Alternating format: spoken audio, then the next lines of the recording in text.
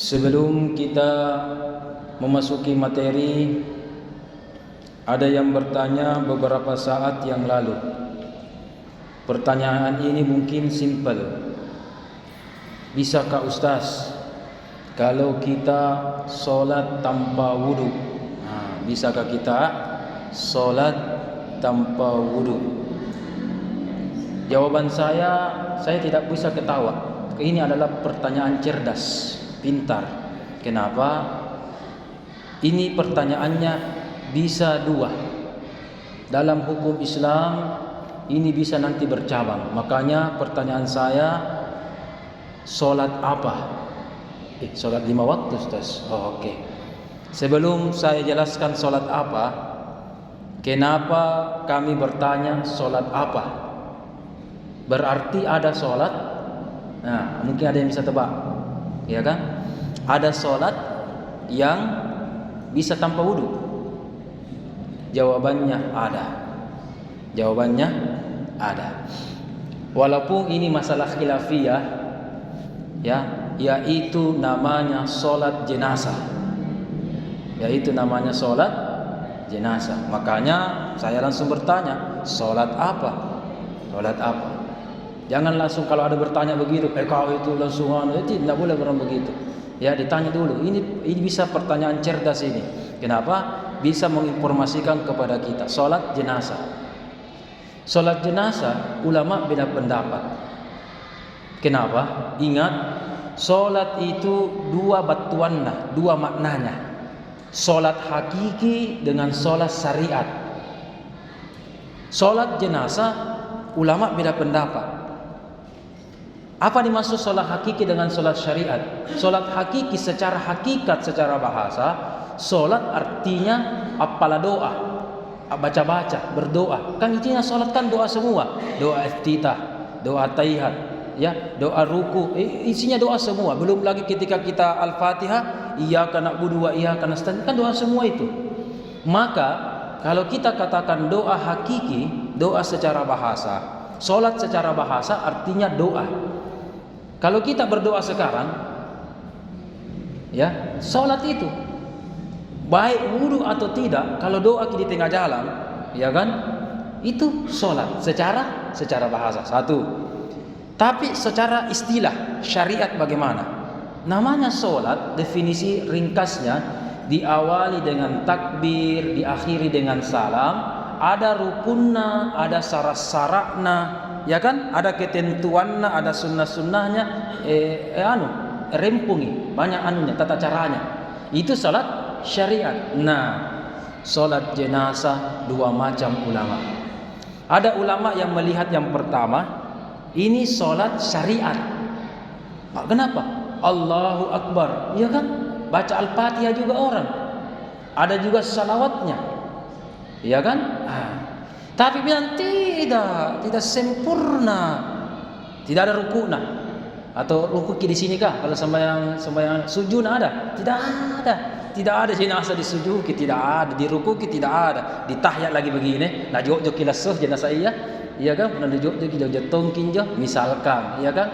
Apa artinya? 13 rukun salat, ya kan? Tidak cukup, tidak sempurna, tidak ada 13 kayak itu, ya kan? Doa iftitah biasa langsung oke, iftitah kan sunnah. Ruku tidak ada, iktidal tidak ada, sujud duduk tidak ada, ya kan? Banyak tidak ada, tahiyat tidak ada, banyak. Tapi ada ada. Salamnya ada, takbirnya ada, Al-Fatihahnya ada, salawatnya ada, doa-doanya di dalam ada, ya kan? Angkat tangan, takbir, bersedekap ada. Karena itu ulama beda pendapat. Kalau ulama yang mengatakan hakiki, tak usah berwudu. Namanya doa, baik berwudu ataupun tidak, bisa. Itu salat hakiki. Tapi kalau salat syariat, maka ada ulama mengatakan ngaleki jenis sambayang. Kalau mau salat jenazah. Kalau tidak salah itu Abu Hanifah itu mengambil jalan tengah. Jalan tengahnya apa? Begini. Imamnya yang wajib berwudu. Makmumnya berwudu oke, tidak berwudu oke. Yang penting ada nih imam yang yang tanggungi. Istilahnya begitu. Ya, ibu-ibu juga, bapak-bapak, makanya saya rasa masjid kita ini profesional. Kalau ada sholat jenazah di sini, jangan juga terlalu cepat-cepat. Sudah bagi salam, langsung. Ada hadis Nabi Ustaz, percepat kalau orang jenazah. Betul. Tapi kalau kita imam, belum lagi, tiga saf itu masbuk. Dan yang masbuk itu mungkin rata-rata keluarganya, ahlul bait, sohibul bait. Ya kan? Masbuk ini, sokbuk ini. Kalau kita langsung ambil cepat-cepat, percepat. Kodong orang masbuk kodong motongi jadi salat jenazah tetapi ditinggalkan nih. Bagaimana? Ya kan, tunggu dulu. Makanya betul bisa jadi dulu berzikir, berdoa, ya kan? Ada juga kata pengantar, siapa tahu ada utangnya atau ada tata caranya. Itu kan tanda kutip mengulur waktu sedikit. Sambil yang masbukah sudah misalam, tidak ada masbuk. Mulai maki sembahyang dan seterusnya, ya. Baik laki-laki maupun perempuan, ibu-ibu juga boleh salat jenazah boleh, ya. Jadi ada 3 pendapat salat jenazah. Ya, yaitu bisa berwudu, bisa tidak berwudu, dan ada juga jalan tengah, minimal imamnya berwudu, makmumnya bisa yes, bisa no. Tapi kalau sholat 5 waktu, Idul Fitri, Jumat, mesti berwudu. Jangankan tidak diterima, tidak sah mentongi, tidak sahih wuduka kalau tidak mengambil jenis sembahyang. Iya.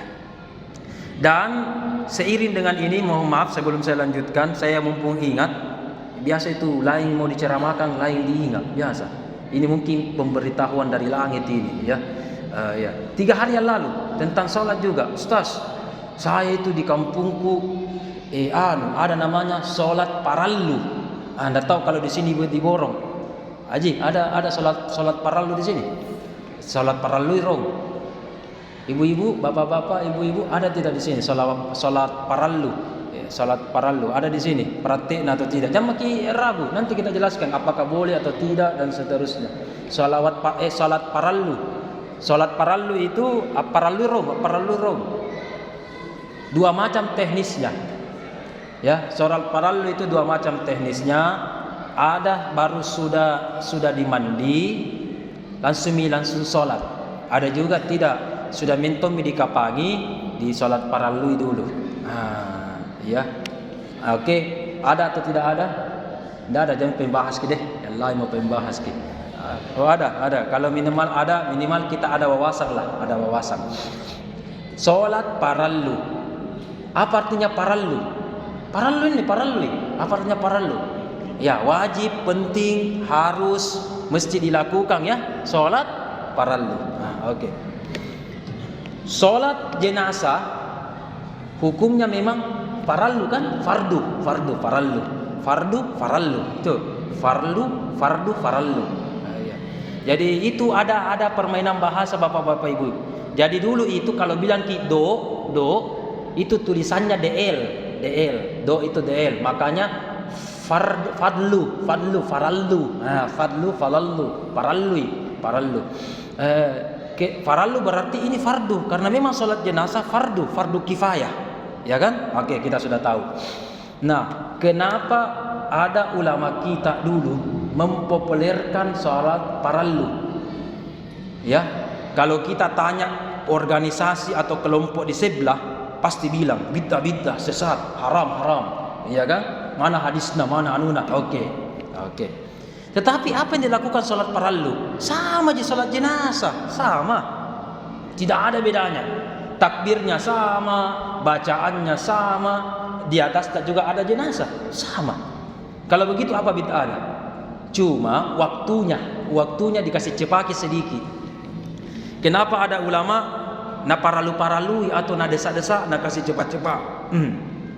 Kita ini beda sahabat Nabi, bersih, apalagi tabiin, ulama-ulama kita, penderita kita tangkasaki, ya kan? Kita sholat tak belum tentu beres, istinjat tak, apa tak lagi, dan seterusnya belum tentu beres, ya. Nah, termasuk yang paling parallu adalah istinja. Oke. Kita tidak tahu ketika jenazah sudah dimandikan, ya kan? Diangkat sedikit, bahaya ini perlu ya, diangkat sedikit. Kalau bersih di dalam atau bersih caranya, alhamdulillah diangkat sedikit tidak ada keluar. Tapi siapa yang jamin? Siapa tahu diangkat sedikit, digeser sedikit, serong beberapa derajat, ini perlu ya? Ya kan? Itu ada satu tetes atau beberapa yang keluar. Apakah darah yang warna merah atau yang warna kuning? Nah, kita tahu apa itu yang masuk warna kuning. Nah, bagaimana kalau begitu? Kotor kan? Kotor. Kalau ada yang keluar. Kalau tidak ada keluar, oke, tidak ada problem. Tapi kalau misalkan ada keluar, bagaimana? Tidak ditahu ini jenazah, bagaimana kodon sambayanna, bagaimana kodon istinja'na, bagaimana ceboknya, dan lain-lain. Kita tidak tahu. Dibersihkan mungkin bagus bicarata dan bagus tapi tidak ditahu ini jenazah, kasih dimiring sedikit. Ingat bahaya itu, bagian perut bisa keluar sedikit. Beda kalau sekarang bisa kita tahan kencing, tahan beol, kan masih hidup talah sainji Tapi punah motera mungkin bagaimana? Masa bisa ditahan? Keluar kali-kali itu. Untuk menghindari itu, dalam keadaan suci mensucikan, masih bersih, ya, sudah mandi, sudah berwudu, daripada goyang sedikit tidak ditahu sesuatu. Apalagi mungkin ada riwayatnya, apakah diare, apakah permasalahan pencernaan, kita tidak tahu. Daripada ya, lebih baik sholat memang sekarang. Kalaupun bersih, alhamdulillah, kan di masjid atau di rumahnya masih bisa disolati. 2 kali 3 kali orang disolati tidak apa-apa. Pakai Mustamin itu ketua MUI kita itu disolati di rumahnya, disolawati di masjid raya, disolawati di kampungnya, di masjid Mujahidin Palampang Pangkep 3 kali. Ya kan? Tidak apa-apa, itu namanya ulama kita, tidak apa-apa, kita juga boleh. Ini oke. Kalau bersih disolati lagi di rumah atau di masjid, oke, tidak apa-apa. Tapi kalau misalkan ini namanya sifat manini atau tuata, pemritata, hati-hati namanya. Tapi kalau ada keluar bagaimana? Baru belum disambayangi, bagaimana kira-kira? Ulangi sering, panggil sering. Atau ya, bagaimana kalau pergi Pak Imam? Ya kan, disolati lagi, beli lagi kain kapan baru, apa dan seterusnya, diulangi dari awal. Atau kita tidak tahu, kalau ditahu mungkin diulangi, tapi kalau tidak tahu bagaimana? Kotor tetap kotor. Ya, kita istighfar bertawakal kepada Allah. Maka ada namanya sholat parallu. Ya, sholat parallu. Saya memang belum mendapatkan ada namanya hukum tertib. Beda kalau wudu ya, bapak-bapak, ibu-ibu. Kalau wudu kan harus tertib, tangan, kumur-kumur, muka sampai kaki. Ya, sholat juga takbir, tertib, ruku, sujud sampai salam. Saya belum menjumpai secara umum rangkaian sholat jenazah itu harus ada kata-kata tertib. Biasanya memang begini, mandi, kafan, sholat kubur, gitu kan? Mandi, kafan, sholat kubur. Nah, makanya sholat paralel itu ada 2 teknisnya. Ada kafan, mandi, kafani, sholat parallu langsung sudah dikafani, sholat parallu, dan seterusnya. Ada juga tidak, sebelumnya memang dikafani, tapi tertutup masih basa-basa istilahnya, masih basa-basa, ya, sholat parallu memang, kan agak tak balik sedikit ini, tak balik sedikit. Jadi 2 macam begitu bapak-bapak, ibu-ibu. Kalau kita biasa lakukan itu, silahkan. Yakin begitu, silahkan. Tidak mau jadi juga, silahkan. Ya, ada 2 pilihan. Kita toleransi lah. Nanti dilihatlah, mati pakai semua. Yang mana benar. Ya kan, itulah namanya agama. Ya, atau mungkin dua-duanya benar. Ya, intinya adalah bagaimana cara kita bersih. Yang meninggal bersih, kita juga keluarga tenang bersih, karena sempurnakan bakti kita sebagai anak, sebagai tetangga, sebagai keluarga. Dikasih baik kita, dikasih baik. Alhamdulillahi Rabbil Alamin. Sehingga selamat kalau ada di masjid ini. Tahun ini dipanggil oleh Allah di Baitullah Ka'bah. Saya hanya ingin menyampaikan satu hal. Tidak usah berubah niat untuk berubah mazhab. Kan ada biasa orang bilang begini, Ustaz, pindah mazhab ke ini, maka nak umrah, maka naik haji, maka pindah mazhab. Apakah mazhab itu sekarang? Syafi'i, Ustaz, Syafi'i. Oke. Karena katanya kalau pergi umroh berdesakan-desakan ki, kalau tawaf baku sentuhan ki, belum lagi biasa laki-laki ya, kelihatan sedikit di sini, tas senggol-senggol ki. Oke? Kalau begitu berubah mazhab kau Ustaz, mazhab Maliki lah atau mazhab Hambali, Hanafi dan seterusnya. Bagaimana kalau begitu? Jawabannya bapak-bapak, ibu-ibu, tidak usah pindah mazhab. Tak usah pindah mazhab. Jadi batal ki Ustaz. Kalau mau tawaf ki batal ki. Tunggu dulu. Nabi bilang guru tak mustamin, kita harus sempurnakan kajian kita dalam membaca kitab fikih. Betul itu kalau kita buka buku-buku fikih. Kalau Imam Syafi'i bagaimana? Sedikit-sedikit batal. Suami istri saja batal. Baku sepupu satu kali batal, ya kan? Kalau Syafi'i begitu. Sengaja tidak sengaja nasusun kita di pasar kah batal, ya kan? Oke? Tetapi ingat, ada juga di kitab mazhabnya Syafi'i itu di bab terakhir. Ini harus kita sempurnakan bacanya. Jangan cuma di bawah bab awal dan pertengahan. Pasukuki kasih sempurnakan ini. Ada namanya babul istisna, bab pengecualian. Masih dalam bukunya mazhabnya Syafi'i apa dikatakan? Dalam mazhab Syafi'i guru tak lanjutkan. Ketika dalam keadaan tawaf. Oke, dalam mazhab Syafi'i juga memberikan pengecualian, tidak batal wudhu tak ketika tawaf kalau bersenggolan yang bukan mahram, yang bukan muhrim. Berarti kalau begitu bagaimana? Imam Malik memang tidak batal ya, baik di kampung maupun di Mekah, kampung kita maupun di Mekah tidak batal. Tapi kalau Imam Syafi'i di kampung kita batal, keadaan normal batal. Tapi ini spesial. Kenapa spesialnya? Tidak ada itu nafsu orang kalau tawaf menangis mami. Allah mami diingat, utang dilupai. Ya kan? Ya, istri tak mungkin ditinggalkan di belakang, dilupai. Ya. Siapa diingat? Allah mami diingat, apalagi orang banyak berdesak-desakan ini. Tidak ada yang bilang seks, hawa nafsu, apa, tidak ada nih.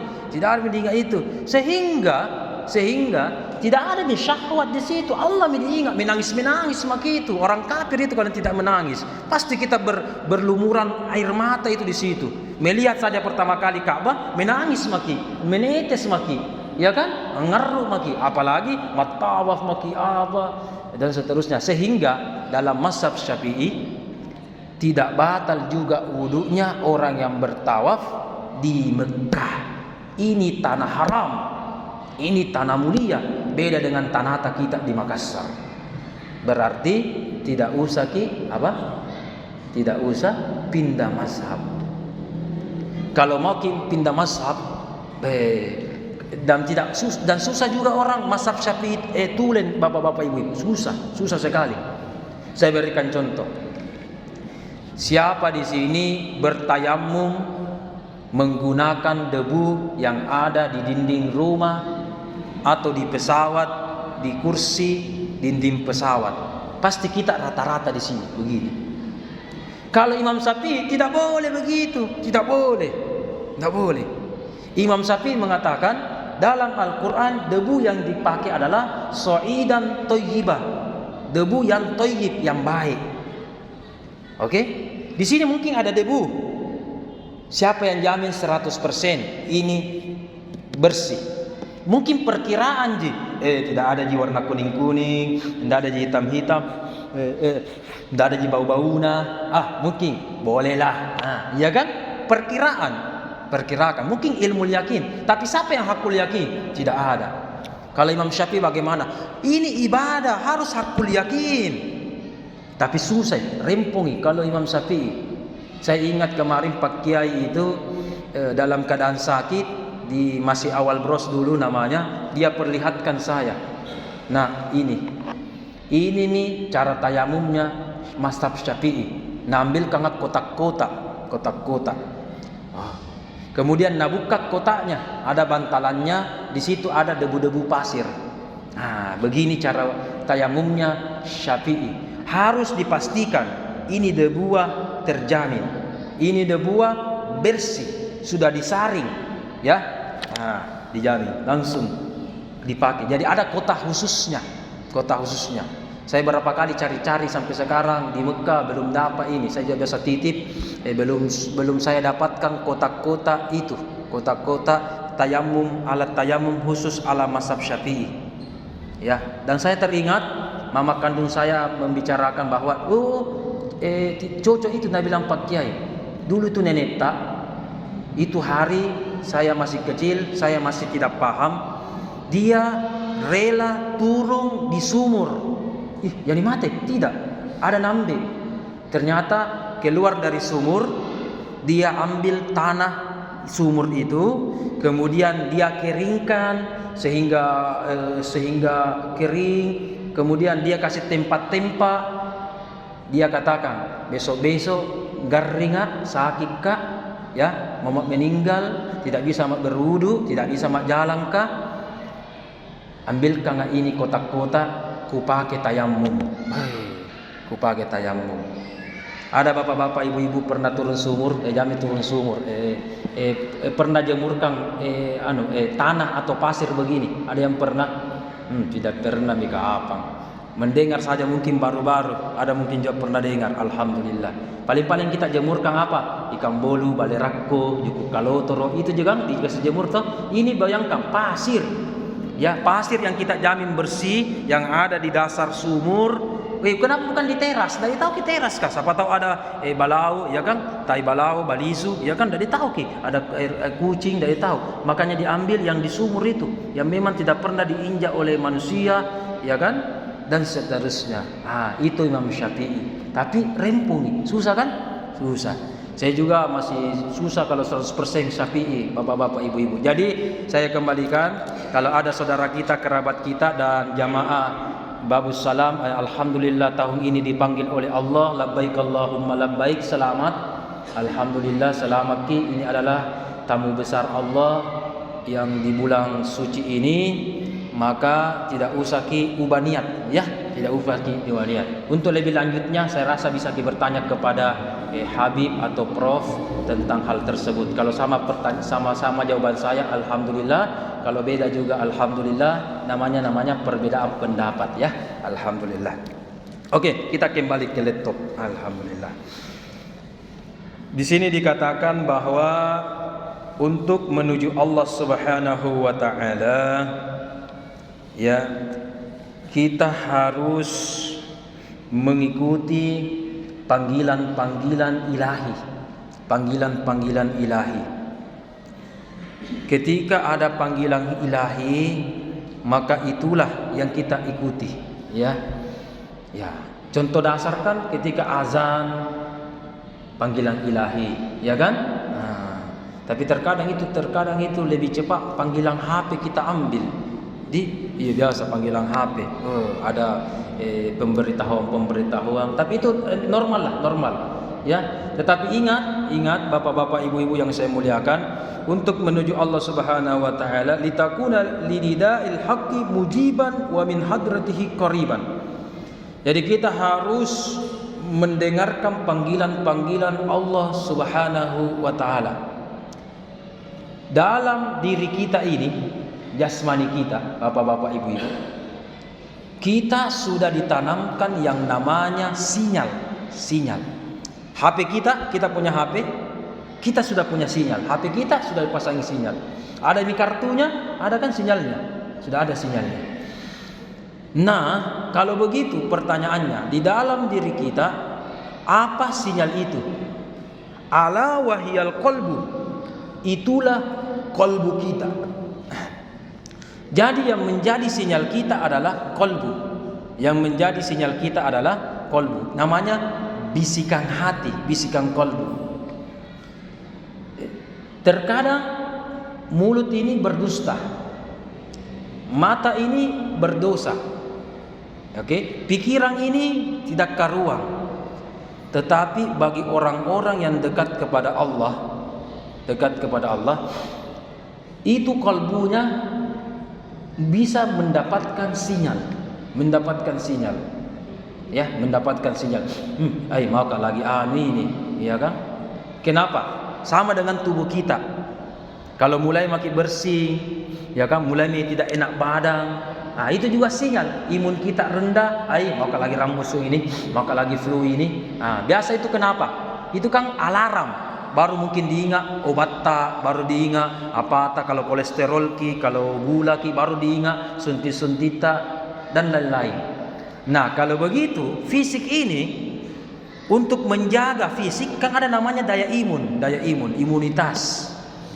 Untuk itu kolbu ini adalah sinyal pertama mendeteksi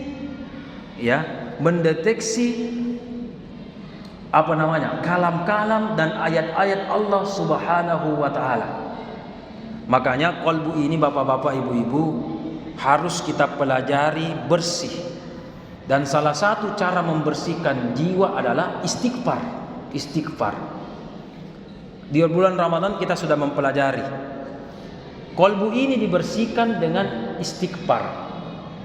Kemudian dilanjutkan dengan zikir la ilaha illallah dan zikir lainnya itu untuk Allah. Dan jangan lupakan salawat kepada Nabi Muhammad, salawat untuk Nabi, zikir kepada Allah, istighfar untuk kita. Supaya apa? Bisa menangkap sinyal-sinyal yang ada ketika Allah berikan informasi. Oh, ini nanti ini anti Makanya biasa ada namanya prediksi. Kenapa itu prediksinya orang itu benar ya? Nah, tahu sinyalnya itu tajam nih. Nah, tahu nih. Tapi ada juga masih hampa, masih tumpul. Ya, Allah sudah kasih sinyal, tetapi tidak mengerti. Ya, tidak berubah-berubah.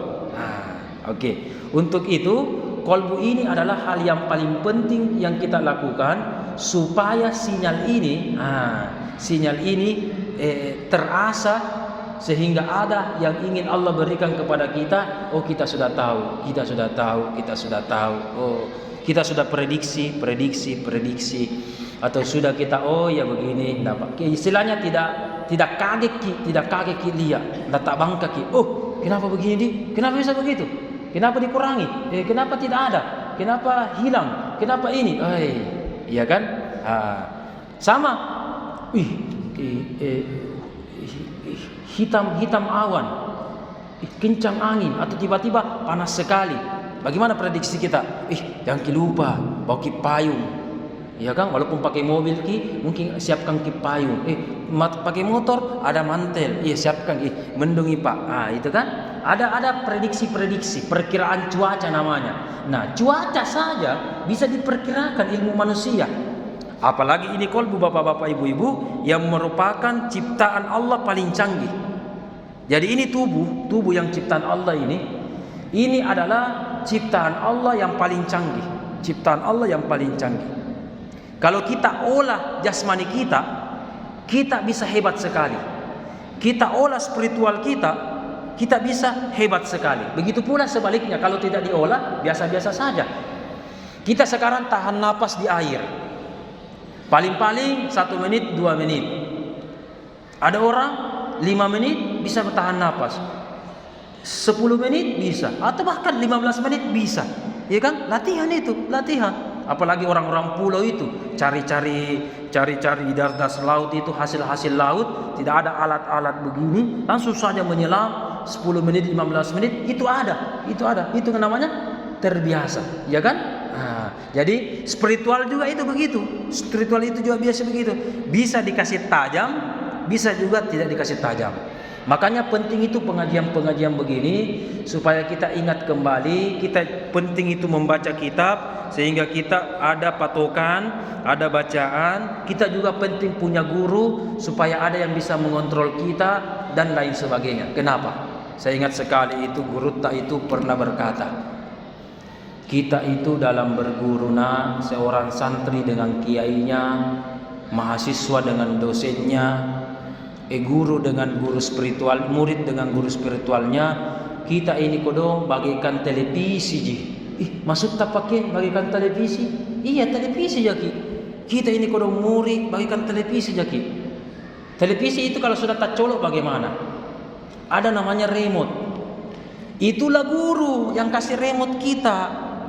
Nah, ini sekarang lakukan remote Indosiar. Nah ini lagi gangguan, nah volumenya kecil-kecil besar-besar, atau di off dulu dikasih menyala, remote bagaikan remote. Yang penting sudah tak colok ini, tak colok. Maka begitulah seorang guru melihat, nah ini amalan tak dulu bulan Ramadan begini. Nah inilah amalan tak muridku, lakukan ini dulu, khatamkan ini 40 hari atau 3 bulan atau ini mau dulu, ya. Ini mau dulu. Kita remote, makin lakukan. Yang jadi masalah kalau guru sudah kasih, muridnya tidak amalkan, bahaya, ya bahaya. Saya teringat di suatu ketika, semoga saya sudah sampaikan, saya pertegas saja 1 menit ini. Ada murid dari Syekh Abdul Qadir Al-Jilani. Beliau adalah waliullah, wali kutub, ya, bahkan pimpinan para wali, dan merupakan juga cucu dari Nabi Muhammad sallallahu alaihi wasallam. Suatu ketika dia berada di kampung, bertemu dengan muridnya, diajarkan satu kalimat, la ilaha illallah. Itu saja baca, nak. Baca terus sebanyak-banyaknya. Sebelum saya jelaskan, saya ingin informasikan kepada bapak-bapak, ibu-ibu, itu la ilaha illallah banyak sekali manfaatnya. Disebutkan kalimat tauhid, kalimat istighfar, kalimat takwa, dan kalimat lainnya. Kalau kita lihat redaksinya la ilaha illallah, mana istighfar di situ? Tidak ada. Ya, la ilaha illallah, tiada Tuhan selain Allah. Tetapi kata Rasul, la ilaha illallah adalah sayyidul zikir, bosnya zikir, sayyidul zikir ini, afdalul zikir ini, la ilaha illallah. Mengingat Allah ada, istighfarnya juga ada, la ilaha illallah, ada istighfarnya. Jadi kalau tadi sudah sholat kita astagfirullah, kemudian kita lanjut la ilaha illallah wahdahu, itu juga la ilaha illallah, bapak-bapak, ibu-ibu, itu juga termasuk kalimat istighfar. Jadi bagus sekali. Astagfirullah kita istighfar memang, la ilaha illallah wahdahu la syarikalah. Kalau kita lihat artinya, tidak ada kata istighfar, tetapi ini adalah sudah kalimat istighfar. Buktinya apa? Ada orang Kristen mengucapkan la ilaha illallah, maka dosa-dosanya apa semua? Apa? Hangus, terhapus. Padahal dia mungkin tidak bilang dia astagfirullah, cuma syahadat dia lakukan, syahadat asyhadu la ilaha illallah muhammadar rasulullah, maka dosa-dosanya terhapus. Itu berarti la ilaha illallah salah satu fungsinya apa? Istighfar, ya, istighfar. Oke, kita lanjut. Maka sang murid sudah melakukan la ilaha illallah. Beberapa bulan, beberapa lama kemudian ketemu lagi sama guru Abdul Qadir Al-Jilani. Tapi pakai tambah-tambah saya istilahnya kita, tambah-tambah sama lu. La ilaha illallah ji. Apa ke sekarang saya lakukan subhanaka atau salawatkah atau ada zikir yang lain kah yang aneh-aneh, tambah-tambah Syekh Abdul Qadir Jalani. Tapi sebelum saya jelaskan, bapak-bapak, ibu-ibu, terkadang itu manusia memang tamaki manusia, tidak puas, ya kan? Tidak puas. Butuh tambahan yang lain. Atau terkadang manusia pandang entengi bacaan yang selalu dibaca. Misalkan saya begini, setiap hari kita baca Al-Fatihah. Al-Fatihah itu tidak bilang. Setiap hari kita baca Al-Ikhlas. Pendek naji. Itu biasa-biasa begitu. Pandang enteng biasa, ya kan? Padahal itu Al-Fatihah, Al-Ikhlas, Al-Falaq jangan dipandang enteng. Kalau ada imam Al-Ikhlas na baca, jangan dipandang enteng. Apa di hafalannya itu sedikit sekali. Lebih saya itu imam pendek aja nak baca. Jangan dipandang enteng. Kenapa? Al-Ikhlas walaupun 4 ayat, apa kata Rasul? Senilai dengan 10 juz. Ya, kita tahu hadisnya kan? Siapa yang baca Al-Ikhlas 3 kali berarti tamma. Berarti 1 Al-Ikhlas 10 juz. Masya Allah. Kita apa jadi baca Al-Ikhlas ji, Al-Fatihah ji, itu bisa mengurangi barakah itu, ya. Apa dibaca? La ilaha illallah ji, pendek ji, apa ji itu, misalkan gitu ya. Tambah-tambah kasih panjang-panjang itu dulu Pak Kiai. Syekh panjang-panjang tidak. Apa Nabi Syekh Abdul Qadir Jalani? Itu mana, ya kan? selama lino makini, lino akhirat, dunia akhirat selama magi kalau ini kita lakukan. Oke. Nah, baca Mr. Istighfar. Sengaja tidak sengaja Syekh Abdul Qadir Jalani tertinggal tongkatnya. Ya. Kemudian sang murid, bagaimana biasa kalau ada barang-barangnya. Sekarang kan enak ditelepon orang, kan tidak dulu tidak ada. Nah bawakan. Ya, ada di sana Syekh Abdul Qadir Jalani lari. Tapi pakai Syekh, tongkat tak kalupai. Terima kasih nak. Kemudian mau pulang, ternyata baru sadar mau pulang. Tamparan pading ini. Itu rumahku di sebelah Tamparang Pulau. Anggaplah kita Pangkep Kepulauan, ya kan? Kalau kita di sini dermaga apa nama? Kalau apa nama dermaga yang dekat Pantai Losari?